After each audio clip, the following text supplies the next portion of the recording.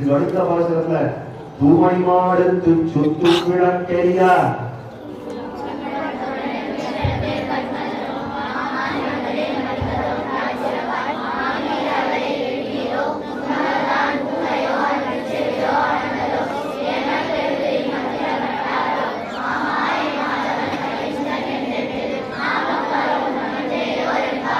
அப்படின்னு சொல்லி அடுத்த கோரிக்கையை எழுதுறான். அந்த தூமணி மாடத்து அப்படின்ற இடத்துல ஒரு கோபிகை இருக்காரு. அவள் ரொம்ப ஸ்பெஷல் கோபிகை. இதுவரைக்கும் பார்த்த கோபிகை மாதிரி இல்லை. 6வது 7வது 8வது பாசத்துல பார்த்த மாதிரி இல்லை. இந்த 9வது பாசத்துல இருக்கிற கோபிகை ரொம்ப ஸ்பெஷல் கோபிகை. ஏன் சுவாமின்னா பிடித்தமைக்கு அடையாளம் சொல்லுவோம். முன்னாடி 3 பேர் கேட்டாலே ஒருத்திக்கு உள்ளும் சிலம்பினக்கான்னு சொல்ல வேண்டி வந்தது. இன்னொருத்திக்கு கீசி கீசனையும் மாலை சாத்தம் கலந்து பேசலாம் அப்படின்னு சொல்ல வந்தது. 3வதா வெள்ளத்து எருமை சிறுவீடு அப்படின்ற தெய்வான் காட்டுதான் சொல்ல வந்தது. அவன் உள்ள இருக்க கேட்க முடியாது. 4வது வீட்டுல போனவங்க அவன் கேட்கவே இல்லை. ஏன் கேட்கல அப்படின்னா ரொம்ப ஆச்சரியமா காட்டுறான். விடிஞ்சா விளையாட்டா நான் எழுந்து வரதா இல்லை அப்படின்ட்டு விடிஞ்சாலும் விளையாம போனாலும் நான் எழுந்து வரதா இல்லை. ஆண் முடியாத விடிஞ்சா விளையாட்டம் பண்ண நீங்க போய் வர ஓட்டிட்டான். ரொம்ப சௌக்கியமா போச்சு. இந்த மாதிரி ஏமா சொல்றேன் அப்படின்னா அதுதான் பெரியவா காட்டா.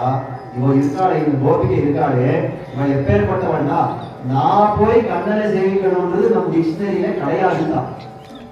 பின்ன என்ன பண்ணணும்னா எத்தனை பேர் வேணாலும் இருக்கட்டும், நான் ஆத்திர வாழ்ப்பேன், கண்ணனை என்கிட்ட வரணும்னு என்ன சாமர்த்தியம் வந்து நான் எழுந்து போறதா இல்ல. இது மத்தியானம் ஆனாலும் சரி ராத்திரி ஆனாலும் சரி நான் இப்படிதான் தூங்கியிருப்பேன். கண்ணன் என்கிட்ட வரணும், என்ன ஆள் பண்ணணும், இதுதான் என்னுடைய சொரூபம். இதுதான் அந்த மாதிரி இருக்கிற இந்த கோபிகையை பார்த்து எழுதுறா. தூமணி மாடத்து சுற்றும் நிலத்தேய தூபம் கவல. அவள் இருக்கிற மாளிகை எப்படி இருக்கிறதுன்னா தூமணிமாடம். மணிமாடம் அப்படின்னா ரத்தங்களாலே பண்ணப்பட்ட ஒரு வீடம். நமக்கு ஆச்சரியமா இருக்கும். அவங்க செங்கல் வச்சு வீடு கட்டுறதுக்குரிய பிராணம் காய வைக்கணும். அவள ரத்தத்தை ஒரு மாளிகை கட்டிருக்காங்க.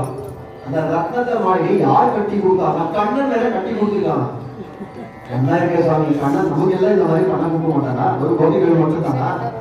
நமக்கு தோணும். அவன் இந்த மாதிரி பண்ணி வச்சிருக்காங்க. கோபிகளுக்கு அந்த மாதிரி தூமணிமாடத்தை பண்ணி கொடுத்துருக்காங்க. என்ன விஷயம்? தூமணிமாடம் அப்படின்ற மாதிரி தூமணிதான் தூய்மையான மணி. அதாவது ரத்தத்தை நிலத்தை எடுக்கச்சவே தோஷமே இல்லாத ரத்தங்களா பார்த்து பக்தர்களுக்கு